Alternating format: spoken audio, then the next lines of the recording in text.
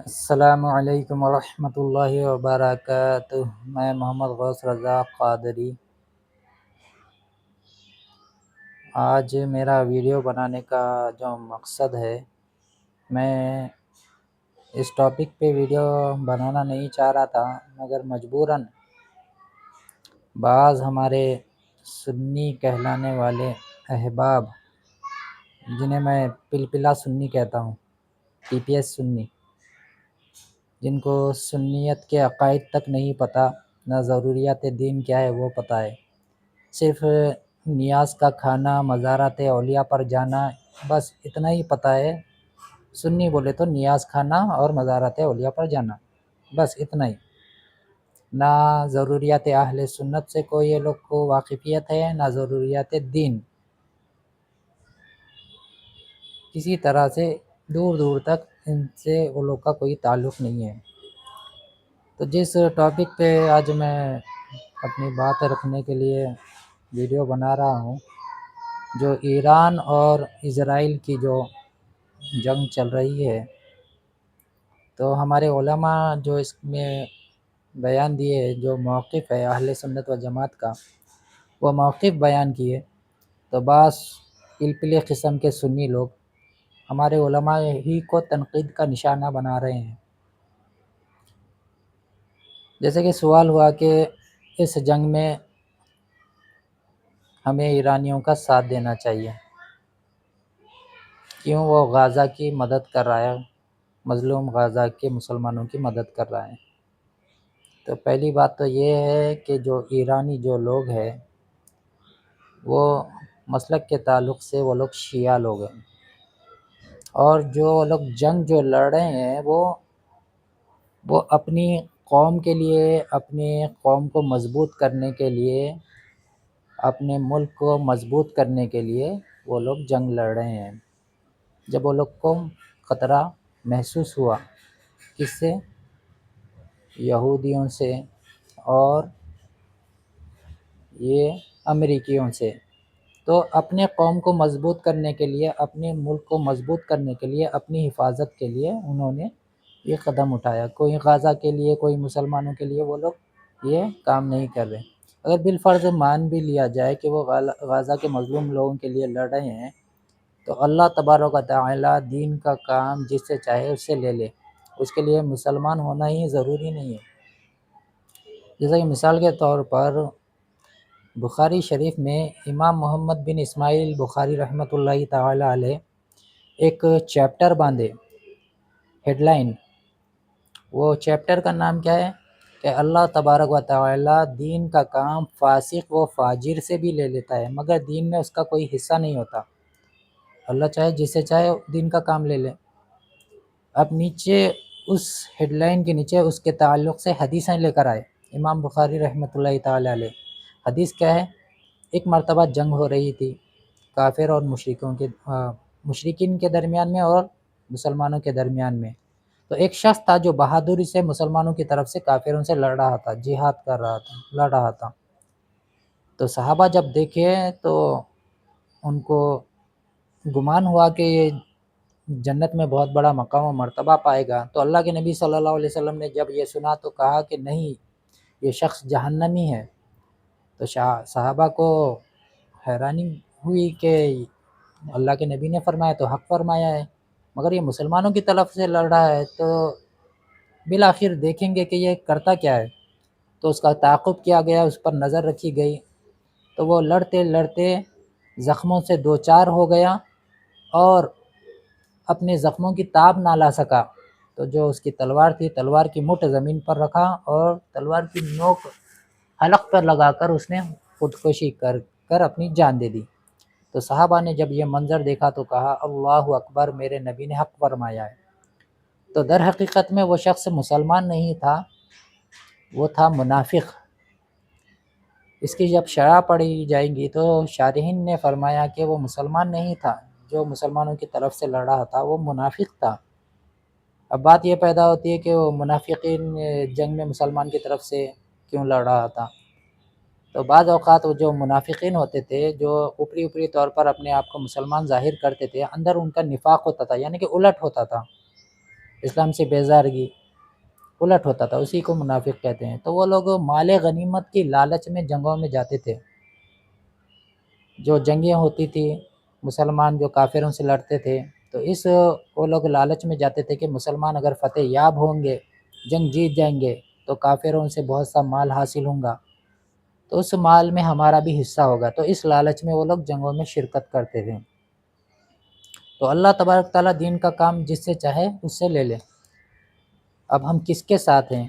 ایرانیوں کے ساتھ ہے یا نہیں ہے؟ دیکھیے، افسوس ہے مسلمانوں پہ آج کے، اللہ ماشاء اللہ سب کی بات میں نہیں کرتا، مگر جو ریڈی میڈ قسم کے جو مسلمان ہیں نا، جو ہر طرح کی قابلیت دین کے اندر رہتی ہے، اگر قابلیت نہیں ہے تو دین کی قابلیت نہیں ہے، نہ قرآن کی قابلیت نہ قرآن حدیث کی قابلیت ہے، ایسے لوگوں کی بات کر رہا ہوں میں۔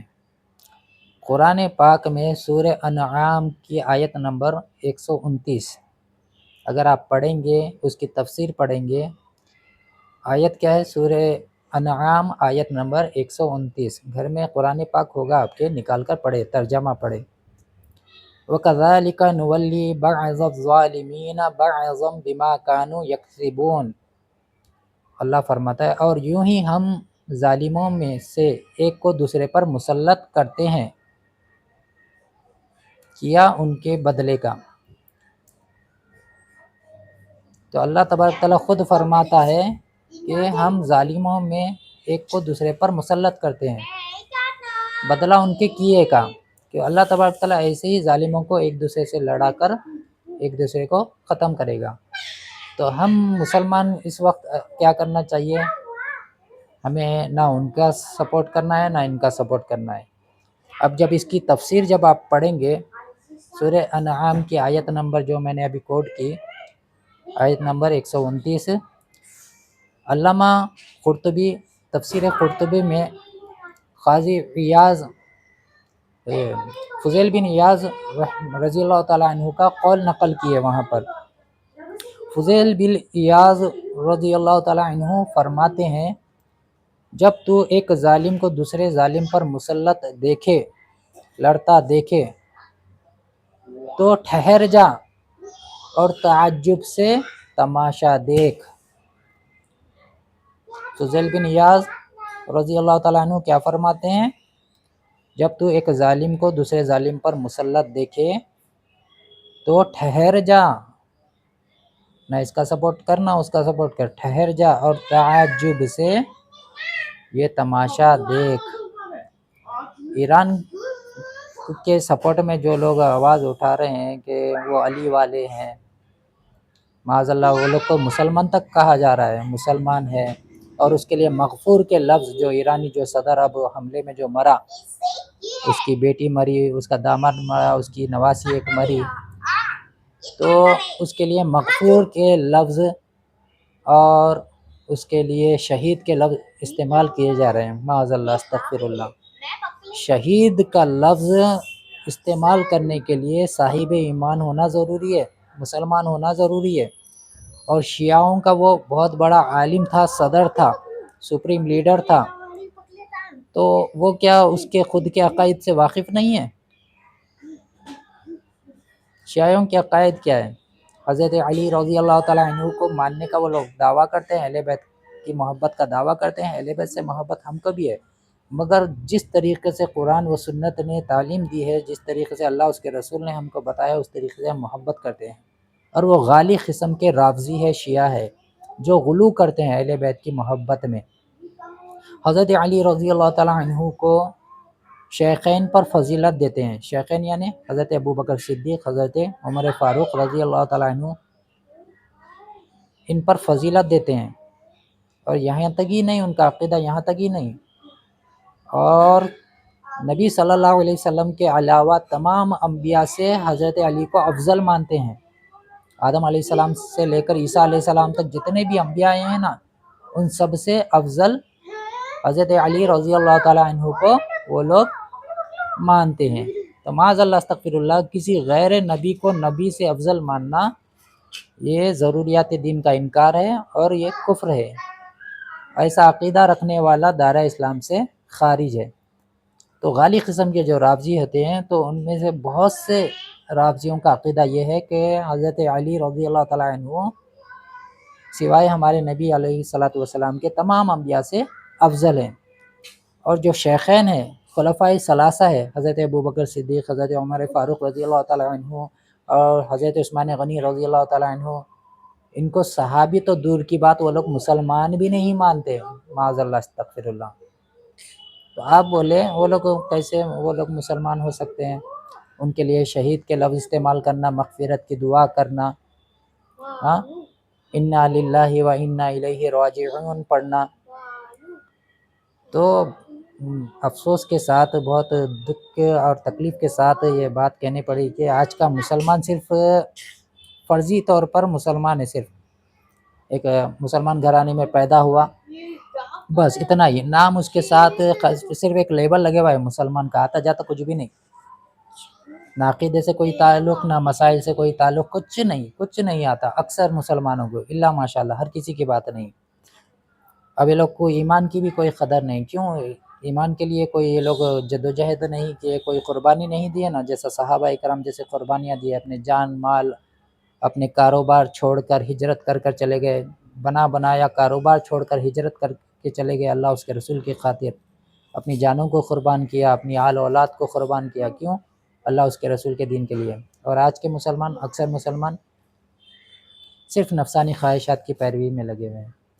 تو بتانا مقصد یہ ہے کہ اللہ تبارک تعالیٰ دین کا کام فاسق و فاجر سے بھی لے لیتا ہے، مگر دین میں اس کا کوئی حصہ نہیں ہوتا، جیسے کہ بخاری شریف کے حدیث میں نے ابھی آپ کے سامنے پیش کی۔ اور مثال کے طور پر ایسی بہت سی مثالیں ہیں، جیسے کہ حجاج بن یوسف ثقفی جو شخص تھا، آپ کو معلوم ہونا چاہیے، قرآن پاک آپ پڑھتے ہیں نا، گھر میں قرآن پاک ہے آپ کے، اللہ کے فضل و کرم سے، ہے نا؟ تو قرآن پاک پہ جو نقطے ہیں، با کے نیچے ایک نقطہ، تا کے اندر دو نقطے، سا کے اندر تین نقطے، جیم کے اندر ایک نقطہ، خا کے اوپر ایک نقطہ، قاف کے اوپر دو نقطے، فا کے اوپر ایک نقطہ، جو یہ نقطے ہیں، اور قرآن پاک پہ جو اعراب ہے زبر زیر پیش، اور ختم آیت پہ جو گول دائرہ بنا ہوا ہے، یہ کس نے لگائے؟ نبی صلی اللہ علیہ وسلم کے زمانے میں یہ کام نہیں ہوا، صحابہ کرام کے زمانے میں یہ کام نہیں ہوا۔ ایک ظالم بادشاہ تھا حجاج بن یوسف ثقفی، تو اللہ تبارک تعالیٰ نے اس سے یہ کام لیا، نہ اس کے اندر نمازوں کی کوئی کمی تھی، نہ کسی طرح کا کوئی اس کے اندر کوئی کمی نہیں تھی، معاملات میں تمام وہ اچھا تھا، نماز زکوٰۃ وہ سب ادا کرنے میں تمام اچھا تھا، مگر اس کے اندر ایک بری جو صفت تھی وہ ظلم تھا، ظالم، بہت بڑا ظالم تھا وہ، اور اس کی بات جو نہیں مانتا تو اس پر وہ ظلم کرتا تھا، جس کی وجہ سے بہت سے صحابہ کرام کو اس نے شہید بھی کروایا، معاذ اللہ استغفر اللہ۔ تو ایسے ظالم بادشاہ سے اللہ تبارک تعالیٰ نے اتنا بڑا دین کا کام لیا کہ اس نے آگے چل کر اس کے دو وزیر تھے ماتحت، نصر بن عاصم، یا بن یعمر، تو ان سے اس نے یہ اعراب کا کام کروایا، جو آج ہر کسی کے گھر میں قرآن پڑھا جاتا ہے۔ تو اس کی بنا پر کیا آپ اس کے لیے اچھے اچھے القاب استعمال کریں گے؟ جس نے صحابہ کو شہید کیا اس کے یہ اچھے کام کی وجہ سے، تو اللہ تبارک تعالیٰ دین کا کام جس سے چاہے اس سے لے لیں۔ کربلا کا واقعہ ہمارے لیے ہے، مثال ہے، کربلا میں جو ظلم ڈھایا گیا اہل بیت پر، امام حسین کو جو شہید کیا گیا، بعد میں جب یزید مر گیا، پھر جب اقتدار پر مختار ثقفی آیا تو اس نے اعلان کیا جو امام حسین کے قتل میں جو شامل تھا ان کو چن چن کر قتل کیا جائے، تو ان سب کو چن چن کر قتل کیا گیا۔ تو مسلمان بہت خوش ہوئے کہ کتنا انصاف پرست بادشاہ ہے، کتنا عدل کرتا ہے، مگر اس نے بعد میں کیا کیا؟ اعلان نبوت کا جھوٹا دعویٰ کر دیا کہ میں اللہ کا نبی ہوں، مجھ پر وحی نازل ہوتی ہے، معاذ اللہ استغفر اللہ۔ تو اللہ تبارک تعالیٰ نے اس سے بھی دین کا کام لیا، مگر دین میں اس کا کوئی حصہ نہیں۔ تو خاتمے پر دار و مدار ہے، خاتمے پر دار و مدار ہے، تو دیکھا یہ جائے گا کہ اس کا خاتمہ کس پر ہوا۔ خاتمہ اگر ایمان پر ہوا تو اس کا عمل اس کے لیے کام آئے گا۔ سنیں میرے بھائی لوگ، اگر آپ کو شیعوں کا سپورٹ کرنا ہے تو آپ کریں، آپ کی مرضی، اللہ اس کے رسول کی بارگاہ میں آپ جواب دیں۔ حضرت علی رضی اللہ تعالیٰ عنہ کی محبت میں وہ لوگ اتنا غلو کرتے ہیں کہ معاذ اللہ استغفر اللہ، کہ حضرت امیر معاویہ رضی اللہ تعالیٰ عنہ کی شان میں گستاخی، اور حضرت طلحہ، حضرت زبیر، حضرت اماں عائشہ رضی اللہ تعالیٰ عنہا کی شان میں گستاخیاں، یہ صرف کہنے والی باتیں نہیں ہیں، کتابوں میں چھپی ہوئی باتیں ہیں۔ اس سے پہلے جو سپریم لیڈر تھا ایران کا آیت اللہ خمینی، اس کی ایک کتاب ہے کتاب الطہارہ، اس نے کیا لکھا اماں عائشہ رضی اللہ تعالیٰ عنہا کے بارے میں؟ کیا آپ اپنی ماں کے لیے وہ الفاظ استعمال کرنا یا سننا پسند کریں گے کہ زانیہ کا لفظ استعمال کرا کہ وہ زانیہ تھی معاذ اللہ استغفر اللہ، فاحشہ تھی معاذ اللہ استغفر اللہ، نبی صلی اللہ علیہ وسلم کی زوجہ کے بارے میں معاذ اللہ استغفر، بولیے آپ کیسے مسلمان ہو سکتے وہ لوگ؟ اور یہاں تک وہ لوگ کا غلیظ عقیدہ ہے، عقائد تو بہت گندے ہیں وہ لوگ کے، یہاں تک وہ لوگ کی کتاب میں لکھا ہے امام مہدی کا جب ظہور ہوگا تو امام مہدی آئیں گے اور اماں عائشہ رضی اللہ تعالیٰ عنہ کو قبر سے نکال کر ان کے اوپر حد جاری کریں گے معاذ اللہ، یعنی کہ کوڑے لگائیں گے، کہتے ہیں معاذ اللہ استغفر اللہ۔ اور حضرت ابو بکر صدیق رضی اللہ تعالیٰ عنہ کو قبر سے نکالیں گے، عمر فاروق رضی اللہ تعالیٰ عنہ کو قبر سے نکالیں گے اور ان کو لے جا کر سولی پر لٹکائیں گے، کہتے ہیں معاذ اللہ استغفر اللہ۔ یہ شیعوں کا عقیدہ ہے، اس کی کتاب میں لکھا ہوا ہے، خمینی کی کتاب میں۔ آپ لوگ کو تو آتا جاتا کچھ نہیں ہے، پڑھتے لکھتے کچھ بھی نہیں، صرف ڈگریاں، انجینئر بنا دو، ڈاکٹر بنا دو، پروفیسر بنا دو، بس دنیا کی ترقی، آخرت کا کچھ کوئی فکر نہیں ہے۔ تو بولنا تو بہت ہے، بات بہت لمبی ہو جائے گی، تو میرے دل میں جو کڑن تھی، جو تکلیف تھی، تو مجبور ہو کر میں نے ویڈیو بنائی ہے۔